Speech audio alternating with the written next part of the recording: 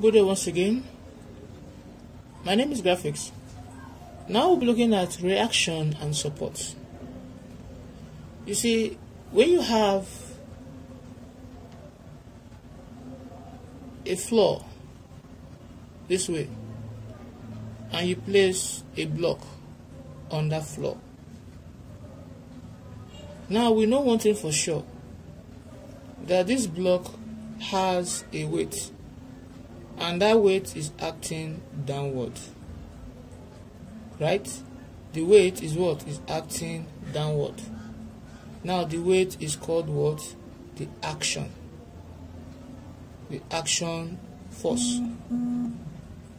Are we good?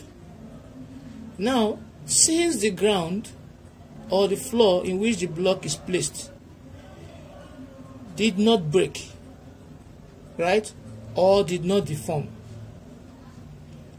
you say the floor is reacting positively to that weight. So there will be a force acting parallel to that weight. I will call it our what? Our normal force, or our reaction, our normal reaction, which is called the reaction force. Is that okay now? So the third law of Newton's third law of motion, that what? To every force there is equal and opposite what? Reaction. Are we good now? To every action there is equal and opposite what? Reaction. So if I'm pushing a block, probably if I'm pushing a block, this is my block here. If I'm pushing a block with a force of what? 50 Newton. If the block is not moving forward, it means that what? The block is pushing me back with an equal force of what? 50 Newton. So the action force is the force that I'm pushing it with, and the reaction force is the block pushing me back, right? But the moment the block move forward, it means that what? My action force is greater than what? My reaction force. Is that okay now? Now let's now come in terms of frame structure. If I have a frame this way, let me use a triangle.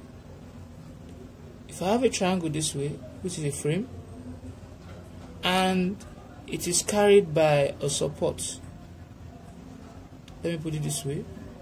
This is point A and this is point B, right? It's carried by a support. Now this support here is called what? A roller support. It's called what? A roller support, because it allows movement in either direction. The movement can move in this direction, and the movement can go in this direction, just like your car. If you have a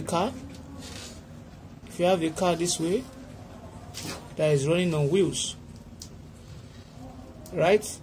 The car can go, this is the road here, right? The car can move forward and the car can move backward. Movement is easier to go forward or backward, but the car cannot go upward.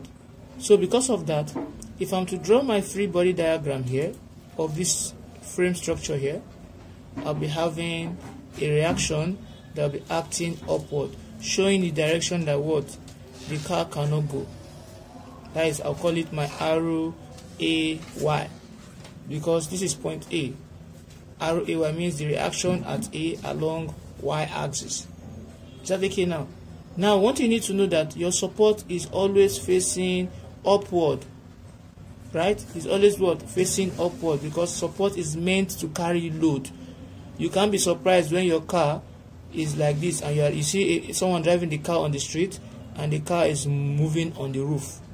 You'll be surprised. You hardly see a car driving this way. Is that okay? Now, that is roller support. Similarly, if I have this way, and I have my roller support this direction, this direction here, right? Now what do you notice?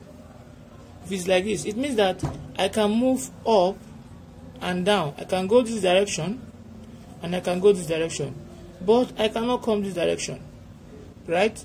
So that means if I'm to draw this in my FBD, my free body diagram, I'll be having something like this. So I'll be pointing this direction that the rollers cannot go, and I'm going to call it what? Arrow AX, because it's acting on what? On the x-axis. It's acting along the what? X-axis. So this is reaction at point A along x-axis. This is reaction at point A along y-axis. Are we good? Now look at this also. This is what we call a hinge support or a pinned support. Now if I have a pinned support, it's just like I have my car. I tend to now remove the wheels from my car. Let me put it this way. I tend to what? Remove the wheels from my car. So my car is now moving wheelless, moving without wheels on what? On the road. Now it is very difficult for the car to move forward and the car to move backward because friction is at its highest. Is that taking now? So the car cannot go forward, it cannot go backward, neither can it go upward. Is that taking now? So what will I do? I will be putting two reactions to show the direction the car cannot go. Are you with me now? So this will be arrow BY and this will be arrow BX. So a hinge support is always developing two reactions. Mind you, I can decide to go this way, but one thing you need to know that when it's facing forward, it is positive, and when it's facing upward, is what? Is positive also. So a hinge support has two reactions, a roller support has one reaction, right? So let's take a very good example and see again how we can apply this. Now let's take a beam. If I have a beam this way, probably I have a figure this way.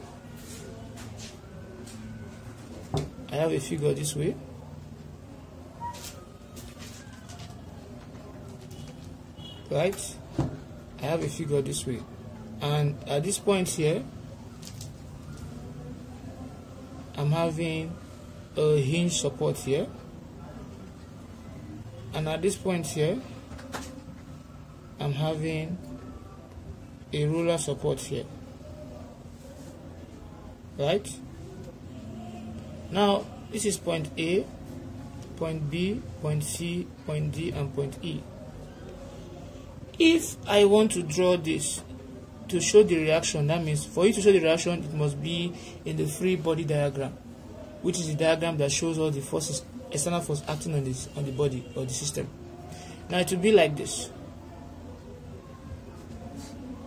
Let me put it this way. Now look at this. This is hinge support, so it will be developing two reactions. I will always assume positive direction, right? So this will be my arrow AX, this will be my arrow AY. Reaction, because along x-axis is along y-axis, and this is roller support. This will be just having, there's no movement. Movement is easier, vertical, upward and downward, right? But it cannot go horizontal direction, so I'll point that direction that movement cannot go, and that will be what? My arrow EX. Are we good? Let's consider another diagram again. If I have a figure this way, and I have a